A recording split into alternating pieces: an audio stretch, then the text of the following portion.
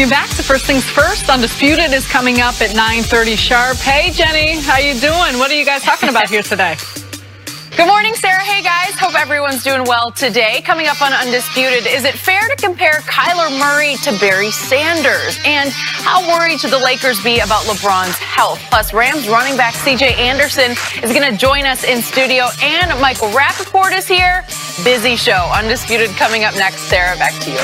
Good stuff, Jenny. We look forward to watching. Thank you. It's time for us now to go viral. Jalen Ramsey called Bills rookie Josh Allen trash before their matchup this past season, and Allen responded by getting Buffalo the win, with the quarterback getting the last laugh, signing this fan celebratory picture. Hey, Ramsey, am I still trash? Awesome. What do you think? That's you like awesome. it? It's a small victory. It's a small victory. He led them to victory. He ran the ball well. He's obviously got to work on his throwing, but his running was something else. No, he's a freak athlete. He's got a big arm. He's inaccurate. I think it was awesome, right? Like, all right, you talk trash about me, right. Ended on the scoreboard, and it was against the Jaguars, who have their own quarterback issue. Horrible season, too. Yeah. Speaking of issues, moving on to Antonio Brown. He will likely be on another team next season after requesting a trade from the Steelers. He decided to take his message to the fans this morning via Instagram Live, all while running on the treadmill. Take a listen to this. If your squad out there want to win, and your squad want a hungry wide receiver, who the best in the whole world, someone hit my phone. Tell them I ain't doing no unguarantees. I ain't even gonna play myself no more for this NFL, you heard? Wow. I thought it was about Ben and respect. I thought it was about discipline, not having it. Is he worth the hassle? At some point, you have to concern yourself with his mental health. He keeps changing narratives every day. What it's about? It's clearly about money. About guaranteed money. Is he worth it? So you think he's crazy? You said mental health. A little bit. Not that that's crazy, but you think he's having mental issues. Look, it's something different every day.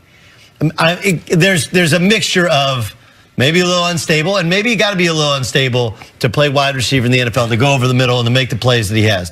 Not to the point to where you're like dangerous, but a little bit of instability there. But remember yesterday when it was, hey, Big Ben's really part of the problem. He doesn't grant me the respect. Today it's about money. Today it's about I'm not playing for a non-guaranteed deal, which I do think is at the heart of it. Right? You don't have Drew Rosenhaus as your agent unless you have one goal, and that's to get as much money as often as possible. That's it. That's what Drew does. Drew also doesn't he's not really a crisis management guy in terms of how he handles his clients. He allows his clients to be big personalities and sometimes shoot themselves in their own foot, and I think that's what's happened here. Yeah, this video, he should regret this video. This is scary if you're another team. I mean, he's talking about the money. I look at this and I think it might be best for him to be in Pittsburgh. Pittsburgh will pay him. It's not guaranteed, but they'll pay him. It's what, 3 years left, I think, but it's not guaranteed. So he'll get money with Pittsburgh. He's going to be effective there with Ben Roethlisberger. You kind of know the lay of the land, and I know things have to change, but you're comfortable there and all that.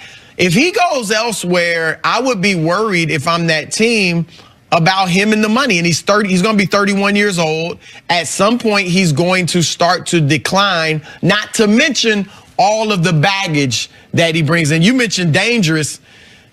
He did throw furniture off of a balcony that landed near a child. He's very fortunate it didn't hit that child. So all these things he's not handling this very well. It's one of those things where if you take one story, and you're like, all right, there's a domestic thing. It was last week, but there's no charges. You're like, all right, it can be just a complete misunderstanding. You take the furniture thing. You're like, all right, listen, I've never lost my stuff so much that I've thrown furniture out my window, but I don't know really enough about the story to make a comment about it. The speeding in the going 145, you shouldn't do it, but I also don't drive a car as fast as his car, and I'll excuse it. All right, and then he does no shows week 17, and then the hair's gotten crazier. Now he's dyeing his mustache. and now he's blaming Ben Roethlisberger, and now he's asking for more money. It's like, man, when does it stop? But does it surprise you that no one in his camp or his agent, Drew Rosenhaus, does it surprise you no one said, if this is actually what you want, then you need to just chill, put down the phone, stop with the social media, all these things that he's doing? Is there no one around him that's advising him on how he should most appropriately act if his end game is to be on another team? I'm telling you though that that's where you start to wonder whether or not he's totally stable. And then you also factor in that he grew up, and the guy he idolized was Chad Johnson, and Chad at some point kind of went off the deep end as well. Remember, had an incident with a woman. That's what ended his run in Miami. So yes, should somebody grab his phone and remember the D'Angelo Russell commercial where after D'Angelo Russell remember he grabbed, it was another rookie's phone, Ben Simmons' phone, and he threw it out the window, right? That's what somebody should do to Antonio Brown's phone. Just throw it out the window. Yeah. But nobody apparently will do that. So he's expected to meet with Art Rooney later this week. How does this end? Well, Antonio needs to go in there and make amends with Art Rooney. That's what I said yesterday. Well, and you said no. I said yes. Hey, You said no. It's a new day. Now I'm talking about if your team got guaranteed money. Otherwise, I mean, he implied I walk away from this NFL thing. That's what he implied. Yes, which is what Le'Veon did, left $14 million on the table. How much are you going to be, before I give you guaranteed money, if I'm another team, right? I'm like, I don't know that he wants to play. Not just that, but what if we really need him and he decides that he doesn't like playing and he's going to not show up? That's why Pittsburgh, and again, I do think Ben Roethlisberger, there's an issue there. I do think Art Rooney will kind of come, try to meet Antonio halfway. But the more this goes on, I mean, seriously, if I'm another team, that scares me, and from paying him. And so the best thing is for him to work it out with the Steelers. That's what I'm seeing now. Yes, because this is why a lot of people don't leave jobs. The devil you know is better than the devil you don't know. Totally, they know kind of your quirks. Right? Like, I've worked in enough places where, like, once you're at a place, they, know how you work, and they excuse it because you're productive, and all right, he likes his coffee just this way, but at least he's really productive. You go to a new place, and now you don't have the sweat equity that he has with the Pittsburgh Steelers, and it's bound to be a disaster. Could something like this, though, this morning, shift what the Steelers are thinking now? I mean, is it something as small as them changing I think that what they want to do? Art Rooney can walk in. He has no idea which version of Antonio Brown, because look, Antonio Brown could be a super enjoyable guy to be around. I mean, really incredibly engaging, but there's there's some bizarre behavior stuff here. To your point earlier, Sarah, the Steelers, if they really would like to move on, like if they're 50-50 or leaning toward, look, we'd rather get rid of him, maybe they're the ones that would tell him, look, if you want us to trade you, this stuff you're doing on Instagram, all this talk about guaranteed money, that's not helping. So we're willing to trade you and we'll work with you to get you somewhere, but you got to stop doing all this other stuff. I don't know that Antonio would listen, but maybe they're the ones that need to share that with him if they want to move on. And look, I think people in the business, especially in the business of the NFL, understand that this has been about money for a long, long time, right? This is not a surprise at all that he's creating he wanted out of there so he could get a new contract, and that was a big portion of it. But it's one thing for everybody to know it, and it's another thing for him to, the day before, lob grenades at his quarterback, a two-time Super Bowl champion quarterback, who I didn't say is an angel. He is not an angel. He is not a saint. He should absorb some portion of responsibility. But then to completely pivot and all of a sudden be about guaranteed money and make it about contract, and you start to kind of expose what this really all is about, I just think he becomes so erratic that it's really hard for another team's GM to then, now you got to call the coach, now you got to call their quarterback, now you got to call the wide receivers and the wide receiver coach and go, hey, can we make this work? It's more than just, can we go and get 84, who's a great player on Sundays. It's what is he Monday through Saturday, and how does he handle if Sunday doesn't go his way? And Arizona is a team that's been mentioned. Okay, if you keep Josh Rosen, you have a young quarterback. How do you want AB around that? And if they draft Kyler Murray, Do you want him around? You know what I mean? So, and you have an unproven head coach who didn't win in college, who's kind of one of the guys, like one of the bros more than a disciplinarian. Like that could be a recipe for disaster. Yeah, all right. Let's shift to the NBA and back to LeBron James, who suffered the first major injury in his career this season, missing 18 games with a groin injury. Since that injury, the Lakers went from 4th in the West to 10th. And now, according to reports, the team is concerned the injury could keep them from reaching the playoffs. Chris, how concerned should LeBron and the Lakers be about missing the postseason? Look, you have to be concerned. You don't need to panic. It's not time to panic. You're 3 back from 8th, which is the Clippers, but you're really only 2 back in the loss column, which is a big deal. I think if the Lakers get their act together, and I agree with Rondo and LeBron when they said, look, and Kuzma, all of them basically said, this is good for us to just get away, decompress. Those young players are now further removed from all the trade deadline drama. LeBron presumably had more time to kind of rest, even though he played in the All-Star game. And, you know, Rondo as well. Lonzo is supposed to come back healthy. He'll help their defense. So this is one of the first times we're going to see them at full health for the most part all season. And they've played well when they're healthy. So, look, their next game, they open up with Houston, but after that, they've got New Orleans twice, Memphis, Phoenix, and the Clippers. 5 of their next 7 games are very winnable. The other one is Milwaukee. But if they take care of business against those teams and can go 5-2 in that stretch, and then Sacramento's got their next 4, Golden State, Oklahoma City, Minnesota, and Milwaukee. And Minnesota's trying to get in the playoffs. And then the Clippers, I think, are kind of coming down to earth as well after trading some of their starters. But now listen, suppose they have the 4th toughest schedule in the West remaining, 9th best, and those teams are going to give everything they have to keep LeBron out of the playoffs. It's going to become a thing, right?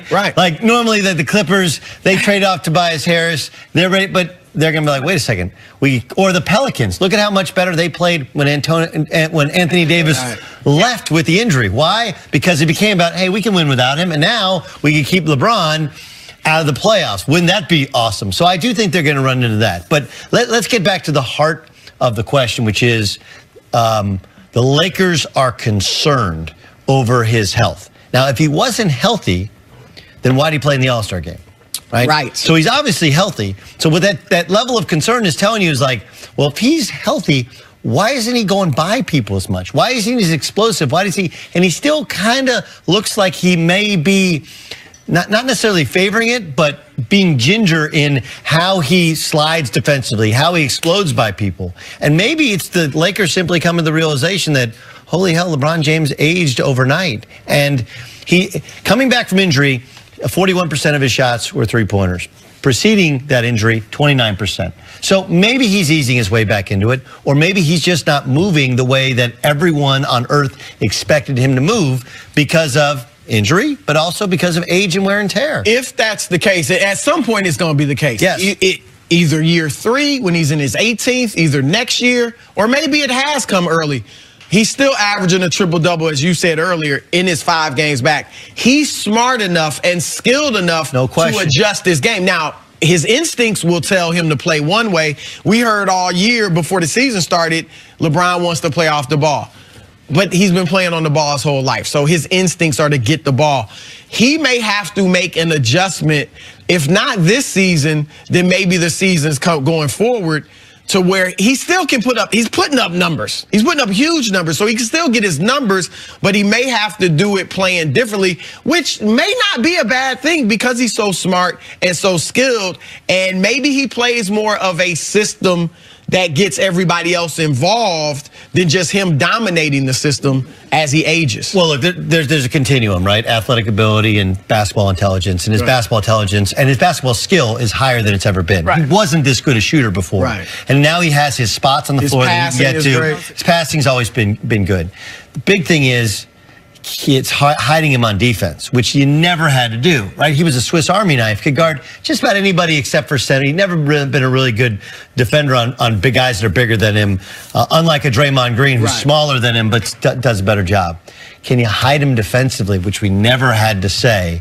And based upon the construction of this team, which isn't the greatest defensive team in certain spots, now LeBron becomes a minus at the defensive end. I think it's going to be fascinating to watch his last. How much of a failure would it be for the Lakers and LeBron if they do, in fact, miss out on the playoffs? Colossal. He can say, I'm not chasing anything. He can say, I've accomplished all I need to accomplish. But you come to LA, and even Wilt Chamberlain, who is seen as a losing player, statistically unmatched, but a losing player, even Wilt got a championship when he came to LA. Everybody else has come to LA and got. Pau Gasol was seen to have no heart, no toughness. Comes to LA, gets a championship. LeBron doesn't get to the playoffs in the first year. That would be a colossal disappointment. Well, a big summer could help that disappointment. And that's really, if you're a Lakers fan, obviously you're going to be disappointed, but you've got to say, okay, the big picture, this year at best was going to be experimental anyway. We weren't beating Golden State. Fair. We hope to make the playoffs, but if we don't, you're right. Fans are going to want to, do something crazy. But just keep in mind, if they get AD in a trade or if they get some other free agent that can improve the team, things could get better. It's going to be a fun final 25. That's it for us. We will be back tomorrow morning at 6.